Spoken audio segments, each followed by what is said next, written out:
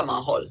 सब लोग चाय और पकौड़ों की बात कर रहे हैं। रोशनी थोड़ी ताने मारती है कि घर वालों की औकात नहीं है खिलाने की। साइली शांत रहकर सब संभालने की कोशिश करती है। कमाई की बात। बड़ा सपना। सचिन साइली को समझाता है कि उसका प्रोजेक्ट कितना बड़ा है। वह हिसाब लगाकर बताता है कि रोज की कमाई हजारों में, महीने की लाखों में, 22 साल में करोड़पति बनने का सपना। यहाँ पर साइली की मेहनत और उसके काम की वैल्यू दिखाई जाती है। एहसान और क्रेडिट का मुद्दा। सचिन को गुस्सा है कि लोग साइली के काम का क्रेडिट खुद ले रहे हैं। वो कहता है कि लोग एहसान भूल जाते हैं और खुद को बड़ा दिखाते हैं। साइली का नजरिया। साइली बहुत शांत और समझदार है। वह कहती है कि उसने ये सब शो ऑफ के लिए नहीं किया, बल्कि परिवार की शांति के लिए किया। टकराव। रोशनी वस प्रिया। प्रिया सीधे रोशनी पर आरोप लगाती है, तुम्हें जो डील मिली है वो साइली की वजह से है। मतलब रोशनी ने साइली का नाम नहीं लिया और खुद सारा क्रेडिट लिया। यही असली झगड़े की जड़ है। मुख्य मैसेज। एहसान भूलना सबसे बड़ी समस्या दिखाई गई है। साइली त्याग और शांति। सचिन सच्चाई और गुस्सा। रोशनी स्वार्थ। प्रिया सच्चाई सामने लाने वाली। आपको वीडियो के लिए क्रेडिट और एहसान का झगड़ा, प्रिया वर्सेस रोशनी या दूसरी लड़की के बीच बहस हो रही है। प्रिया साफ कहती है, तुम्हें जो डील मिली है वो शालिनी साइली बहन की वजह से है। लेकिन दूसरी लड़की क्या कहती है, ये डील मैंने अपने दम पर ली है, मेरी मेहनत है। यहीं से असली टकराव शुरू होता है। असली बात। साइली शालिनी जिसने मौका दिलाया, प्रिया जो सच्चाई सामने ला रही है, दूसरी लड़की क्रेडिट खुद लेना चाहती है।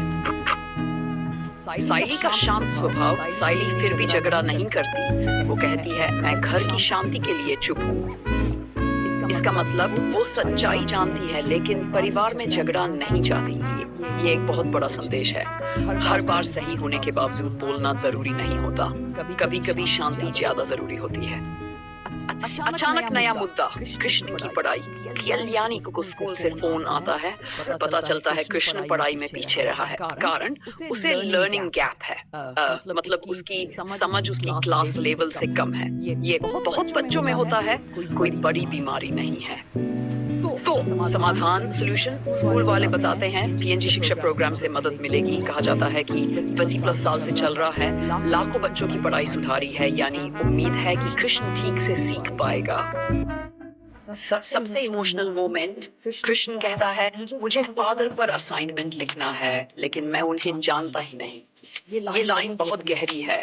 इसका मतलब उसके जीवन में पिता की कमी है या भावनात्मक कमी है। इस पूरे सीन का मैसेज। दूसरों का हक मत छीनो। परिवार में शांति बनाए रखना भी जरूरी है।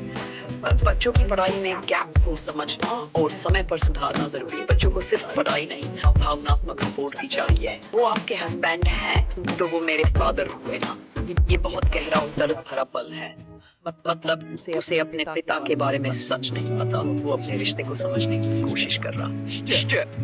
कल्याणी का गुस्सा और दर्द। जब सतीश का नाम आता है, कल्याणी गुस्सा हो जाती है। उस इंसान का नाम मेरे और कृष्ण के सामने मत लो। इससे साफ है सतीश से जुड़ा कोई दर्दनाक अतीत है।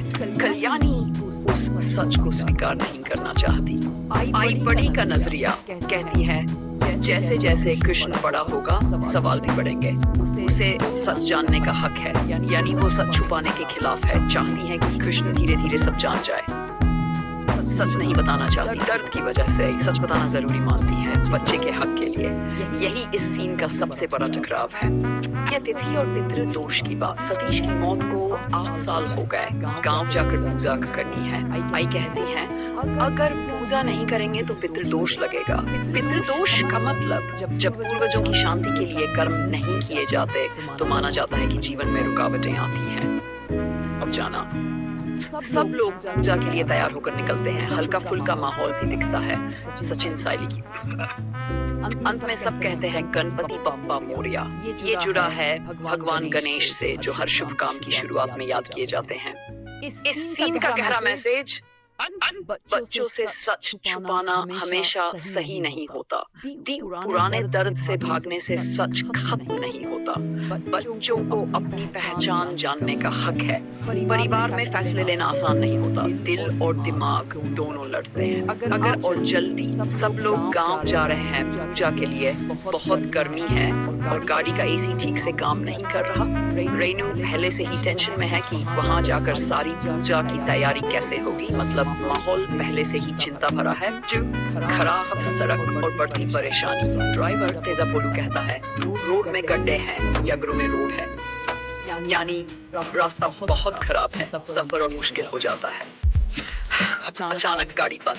गाड़ी चलते चलते अचानक रुक जाती है। सब घबरा जाते हैं। पेट्रोल तो भरा था, फिर क्या हुआ? यहाँ से सीन में सस्पेंस शुरू होता है।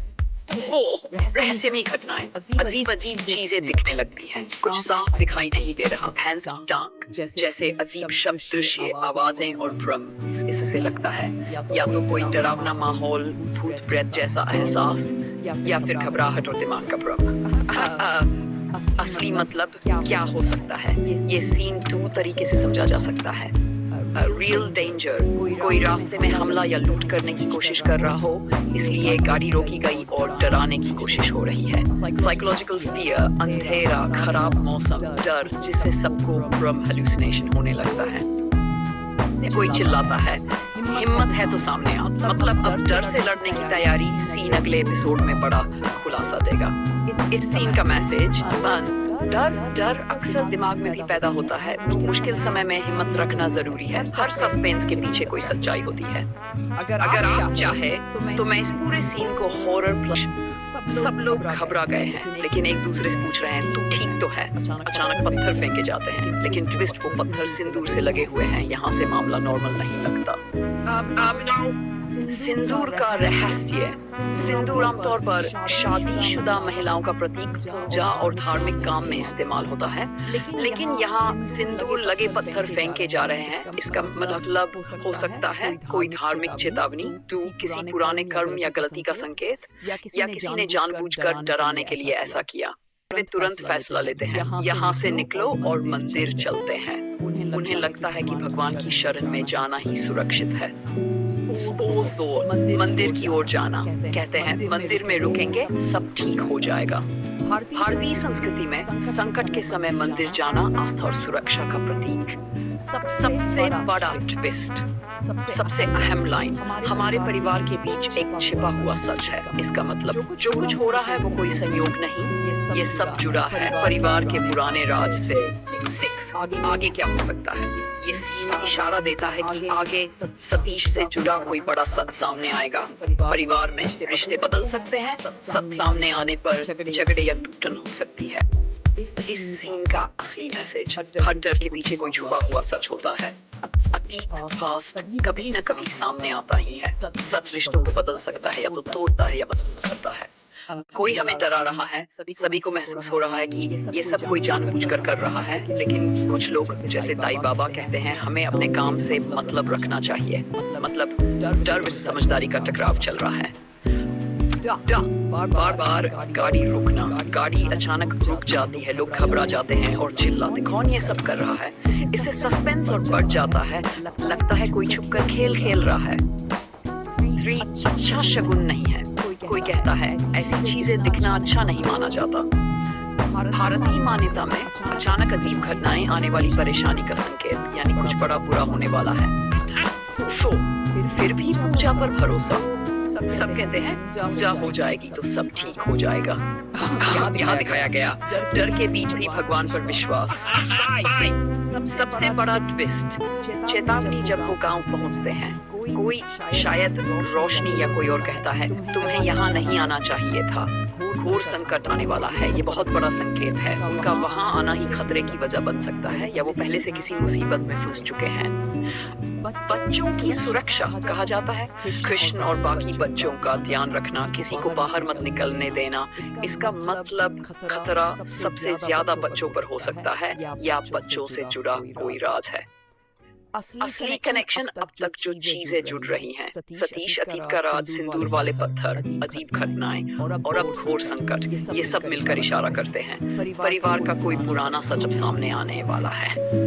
इस सीन का मैसेज कभी कभी खतरे पहले संकेत देकर आते हैं। अतीत का सच छुपाने से वो खत्म नहीं होता। परिवार में एक छुपा हुआ राज सब कुछ बदल सकता है। डर के समय सबसे जरूरी है एकजुट रहना।